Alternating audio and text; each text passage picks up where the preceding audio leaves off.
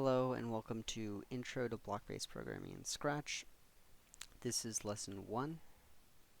In this lesson we're going to talk about what computer programming is, why you would want to learn computer programming, a brief talk about what computer languages are, and then we're going to talk about Scratch.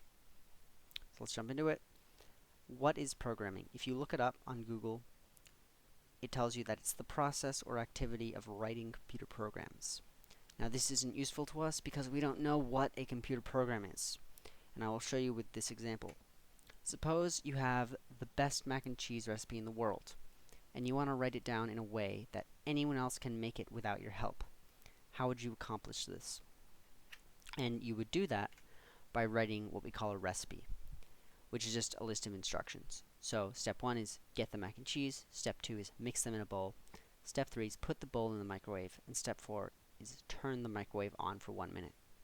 Now how does this relate to a computer program?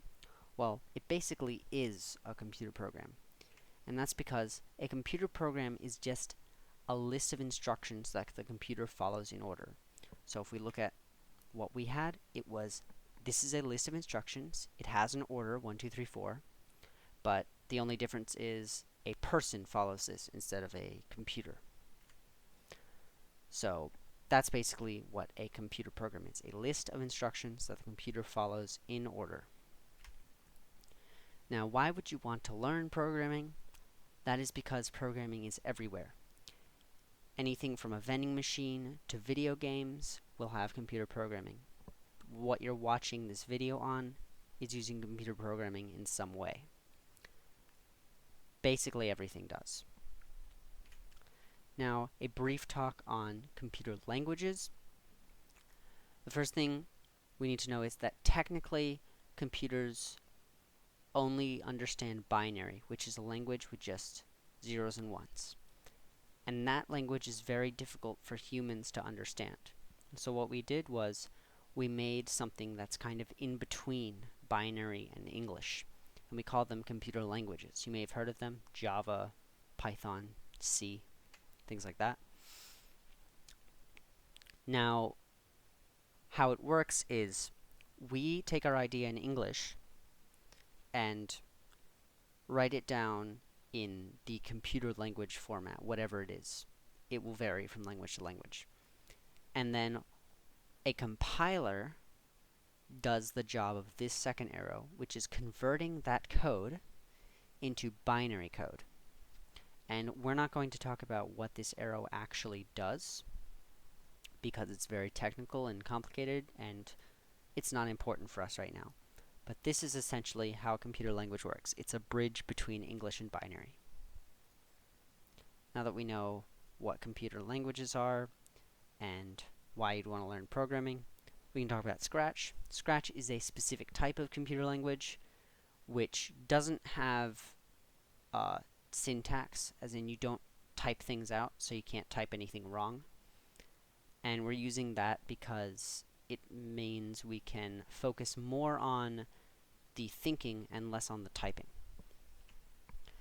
Now we're going to show you how to make a Scratch account. First, go to scratch.mit.edu, click Join Scratch at the top right, and you'll get a screen that says create a username and password. Just type whatever username you want in there and make a password for yourself. Make sure you remember it. Then if you click Next, it'll ask you what country you live in. Just select from the list of options where you live. Then in the next question, it asks you your month and year of birth. You don't actually have to put your real birthday if you don't want to. Any date works, but just select 2 options and click Next. Then they ask you for your gender. You can put any of these 5 options, doesn't matter. And then the last thing, the most important thing, is your email. So write your email down in the box and then hit Confirm, create your account. Then when you go back to Scratch, it'll show you this orange banner here that says Confirm your email. If you click this, Scratch will send something to your email with a confirmation. So if you go and check your email and find it, you'll find this. And if you click this blue Confirm My Account button, your account will be confirmed and everything will be set up. Now that you're done with that, if you go back to Scratch and click this Create button at the top left next to the Scratch logo, you'll find this screen that's on the right here. Now, I'm going to break it up into its parts. The top right of the screen is a preview of your project, so it will show you what your code looks like when it's running right here. The next bit is the bottom right.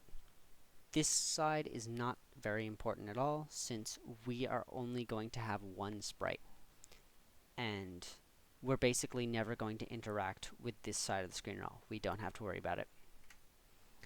On the left side, we have a bunch of blocks, and this might be a little overwhelming because there are many, many blocks here. But don't worry, we're only going to talk about some of the blocks and only the most important ones, and we're going to do them as we move along in the lessons. So you don't have to know them all right now. Don't even have to know any right now. Now, going back to the top right of the screen, in order to understand how movement works, we need to understand what a coordinate plane is. Basically, it's the idea that you have two numbers, and you go left and right by the first number, and up and down by the second number, and you start in the middle.